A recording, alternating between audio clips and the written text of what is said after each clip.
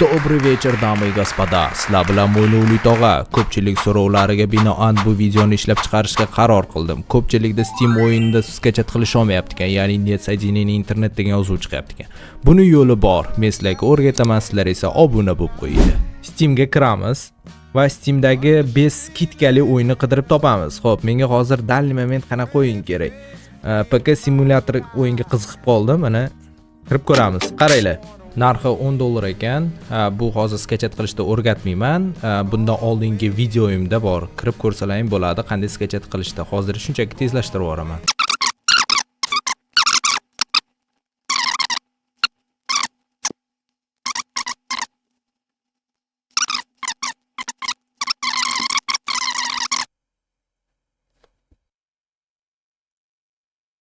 Steamga kiramiz va bibliotekaga bosib ko'rganimizda o'sha PK simulyatorda mana olganman.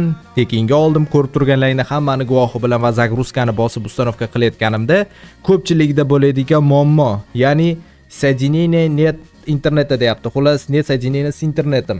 Xo'p, buni yo'li bor, tuzatishning yo'li bor. Men sizlarga o'rgataman. Sizlar esa shunchaki obuna bo'lib qo'yinglar bo'ldi. Demak, bunga birinchi o'rinda kerakli narsa Windows R da bosamiz. Mana bunaqa narsa ochiladi. Ko'rib turganlaringdek PowerShell'ni yozamiz. Va mana narsa kerak emas bizga. Hozircha X bosib chiqib ketaveramiz. Demak, bu yoqqa yozamiz.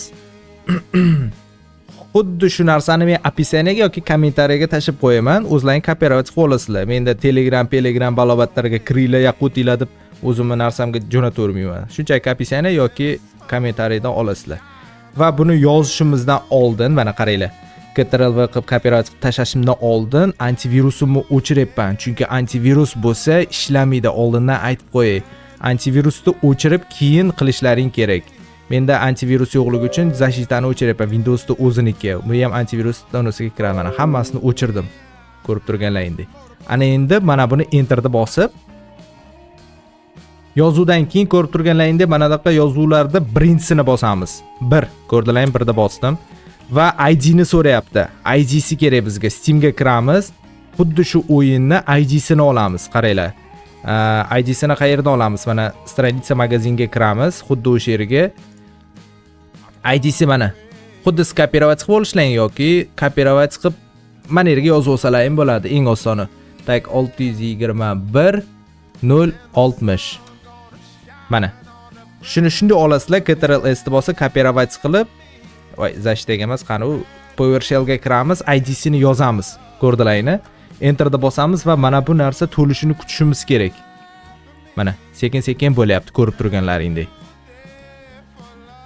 Xuddi shu narsani qilishimiz kerak. Tak положено. Bo'ldi, o'xshadi. Ana endi qaranglar. Shunday kiramiz, bibliotekaga o'tamiz, zagruzkani bitta bosamiz.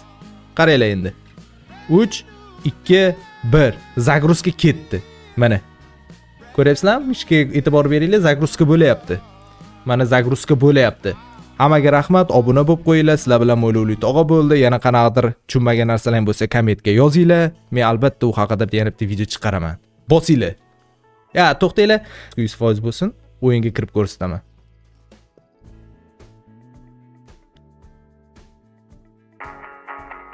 Mana o'yinga kirdi. Hamma narsa yo'li borsin, nimaga tushunmaysiz?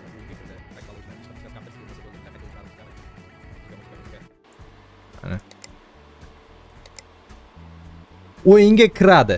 Hamma narsa yo'li bor. Men qilgan ishni qilsalaring bo'ldi. Mana o'yinga kirdi, tak poложено o'ynab o'tirsalaring bo'ladi. O'zingizlar guvohinglar ostida videoni uzmasdan faqatgina tezlashtirib ko'rsatdim. Mana o'yindaman, hattoki o'zimni rasmim, рабочий stolim. Xullas, mana endi haqiqatan ham video tugadi. Menga obuna bo'lib qo'yinglar, yanada qiziqarli videolar chiqarishda davom etaman. Hammaga rahmat. Sog' bo'linglar, kommentga yozinglar. Nimadir o'xshamagan bo'lsa, albatta atvet qaytaraman.